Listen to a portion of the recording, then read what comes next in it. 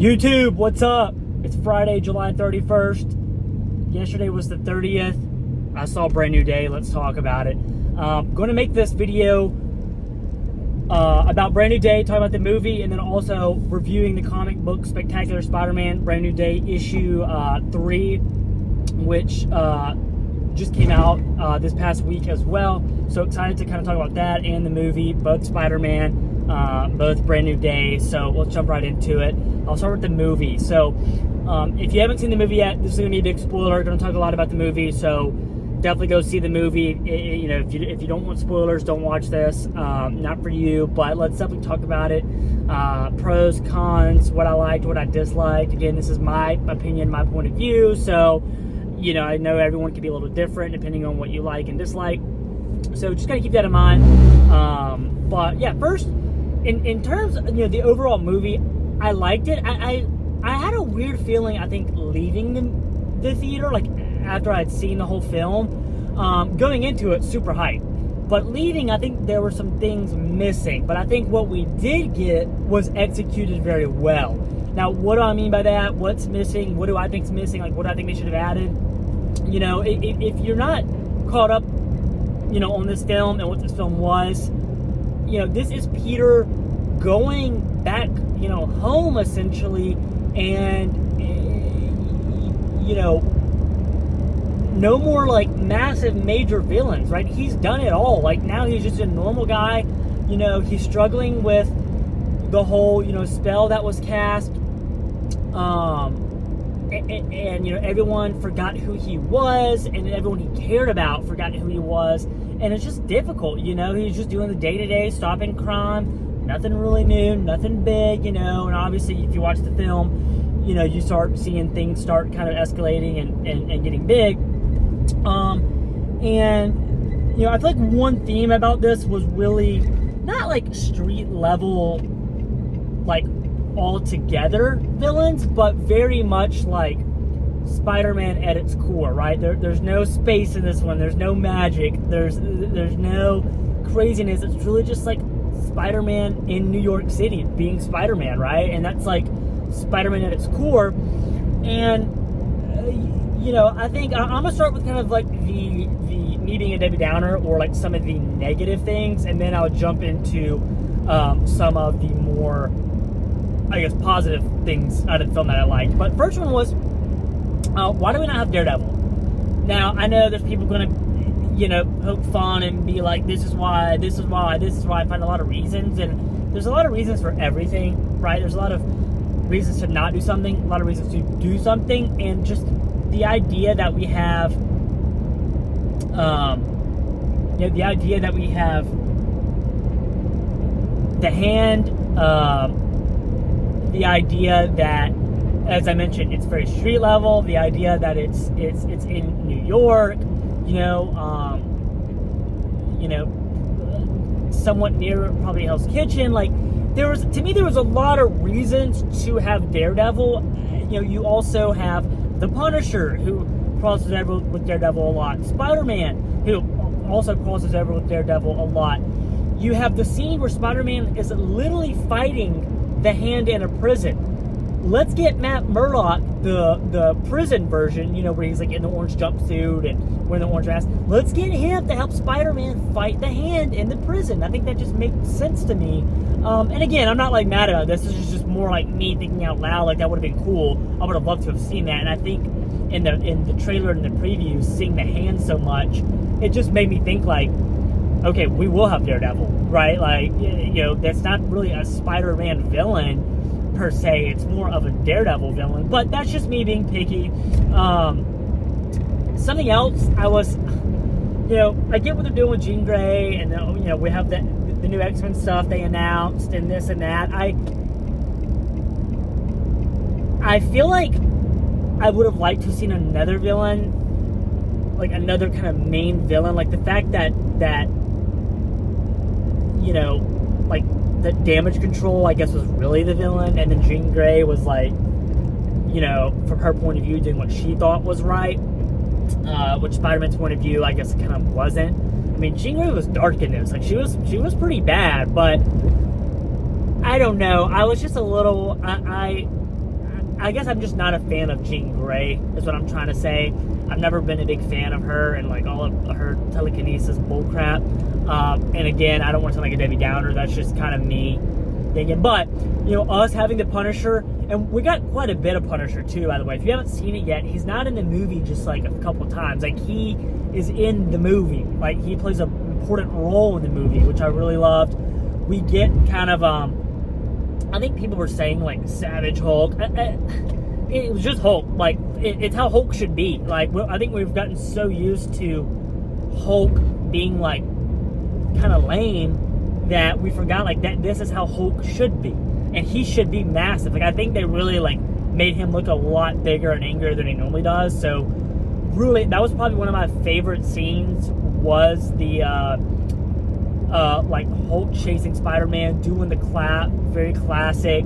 Another really cool scene, and I know a lot of people already know this, but you know, like, I feel like so much of this movie was paying tribute to a lot of big comic scenes, and I feel like one scene that a lot of people maybe look over and didn't talk about a lot was essentially when the Punisher ends up shooting Spidey with the 50 cal or, you know, whatever gun it was. He ends up taking Spider-Man to the hospital, and the way he carries him into the hospital is a very, very famous, and my mind is blanking on what artist did that piece, but it was essentially in the comics, Punisher holding a very kind of beat up Spider-Man in a superior Spider-Man suit, like the gold and red suit. And Spider-Man just got his ass handed to him and pretty much about to die, and Punisher saves him. I felt like that was kind of a tribute to that scene, which was super cool. I think that kind of flew under the radar, but a lot of other really cool scenes. Something else that I thought we would get that we didn't get, and I really don't know why I thought this, but I kind of assumed we would get Spider-Man in the black suit, and maybe not even the symbiote suit, but just him having an extra suit, you know, or having his little AI thing, like little robot, make a black suit or something, because maybe he, I don't know, for whatever reason, doesn't do the classic red and blue. I thought that would have been cool. Or if they somehow introduced the symbiote, that would have been cool. Yeah, again, I don't want to make it a like shoulda, coulda, woulda, or I wish they had, because overall the movie was really good. Is it my favorite Spider-Man movie? That one's tricky. You know, I really liked No Way Home, and I think it was just a lot of nostalgia with, you know, having Garfield and Tobey Spider-Man, you know, that universe in there as well, and there was a lot of great symbolism in that movie. So to me, that was kind of hard to beat. You know, it's one of those things where I feel like I'd have to go watch everything again to kind of give you a better answer, but the fact that they tied in so much to this movie, and they did tie it into the overall,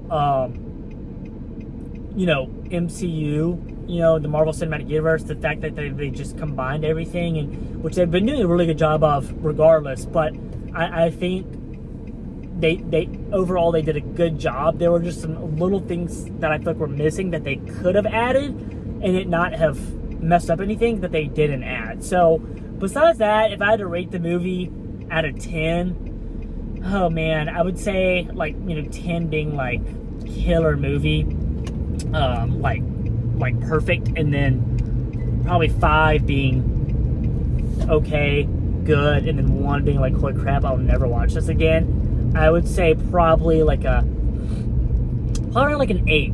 I think it was an 8. Like, I definitely think I'll want to watch this again at some point. I didn't really in a rush to, but I really liked it. You know, it's in terms of overall Marvel Cinematic Universe, you know, it's really hard to beat, you know, like Endgame and Infinity War. Those are just like goated to me. But yeah, overall, good movie. I mean, if you're definitely a Spider-Man fan, if you're a fan of the MCU, like, this is obviously a must-see. This is Spider-Man at its core. You know, I did love the classic, like, kind of red and blue suit that we did get. So, overall, great film. Highly recommend it. But let's jump into the comic review now. For the comic review, Spectacular Spider-Man, Brand New Day. We're on issue number 3.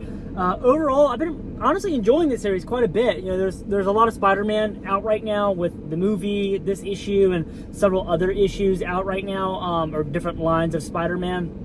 And this one I'm really, really enjoying. So, again, spoiler alert, if you haven't read this already, or the second or third issue, go check them out, and then hop back in here, and we can talk about it. But if you're not caught up to this point, essentially what's happening is Mr. Negative is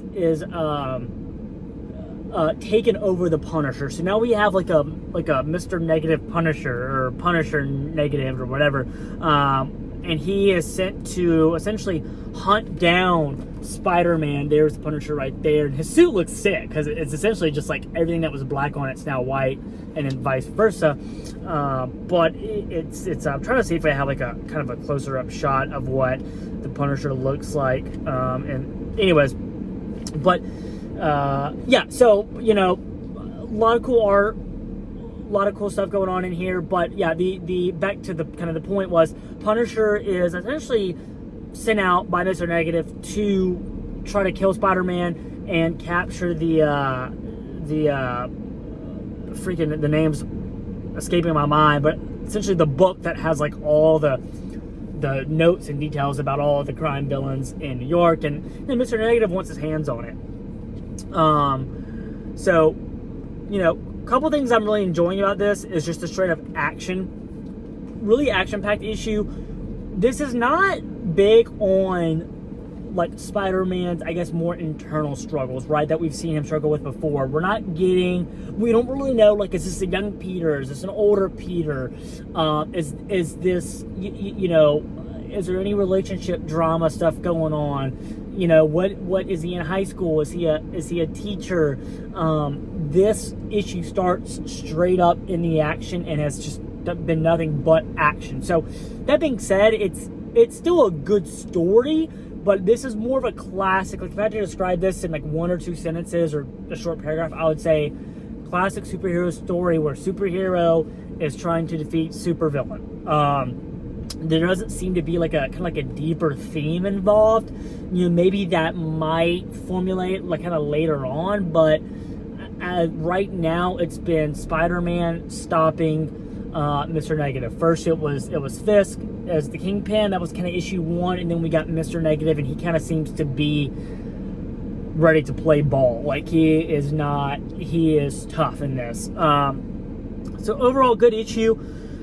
Excuse me. Some things I liked is when you flip, you have the official newspaper of Spider-Man, you know, the Daily Bugle, the Day B, or the Debrief. And this is really cool. It gives you a rundown of the previous 2 issues, and obviously shout out to the creative team. But I really enjoyed that because I've said it before, you know, when you have a large pull list and you're constantly reading, I think sometimes you can just forget what happened last issue. Like, this is not a weekly thing, right, guys? This is like a monthly thing, and it's only 20 pages. Like, it's not long, and it's monthly. So a lot of times, like, I'm using ChatGPT to, you know, hey, give me a preview of what happened last time so I can get ready for the next issue. Like, give me a breakdown of what happened, because I literally don't remember.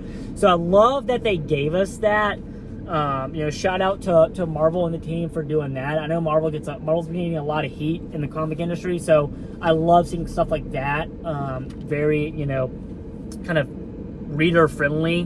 But so far, that's kind of where we're at. And Spider-Man's essentially on a journey now to try to save the Punisher from Mr. Negative. How can I get Mr. Negative's mind control off the Punisher? Now, we do end the issue with Spidey in the black suit, which I just always love. Like, him wearing the black suit. It's not the symbiote suit, just the regular black suit, but just super cool. You know, essentially he like didn't have another suit, or his other one got tore up, so he's rocking the black one. And it's him essentially going to visit a cop that was a good cop but became a dirty cop because of Mr. Negative's mind control, and essentially asking the cop, like, how did you break free? And it seems like the cop essentially tells him, like, yeah, I broke free by just like thinking about something like very deep and sad or something like that. But anyways, that's this issue kind of in a nutshell. Again, the whole series so far has just been nothing but solid, action-packed, kind of old-school classic Spider-Man. I think you'll really like it if you like action, if you like comics. You know, if you want an easy, quick read, I feel like the series has kind of been that so far. There's not a lot of, like, super in-depth reading going on with this one. So, yeah, definitely, I think out of 10, I would give it, you know, the series so far, like, maybe, like, a 7.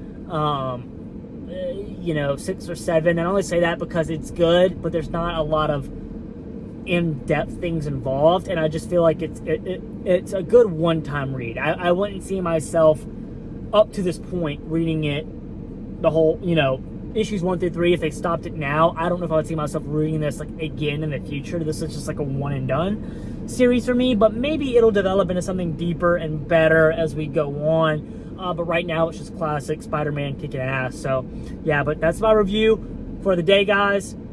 Peace out. If you could, like, comment, subscribe, share, reshare, email, text your sister, text your mama, text your grandmama, do what you gotta do. Have a good weekend, guys. Peace.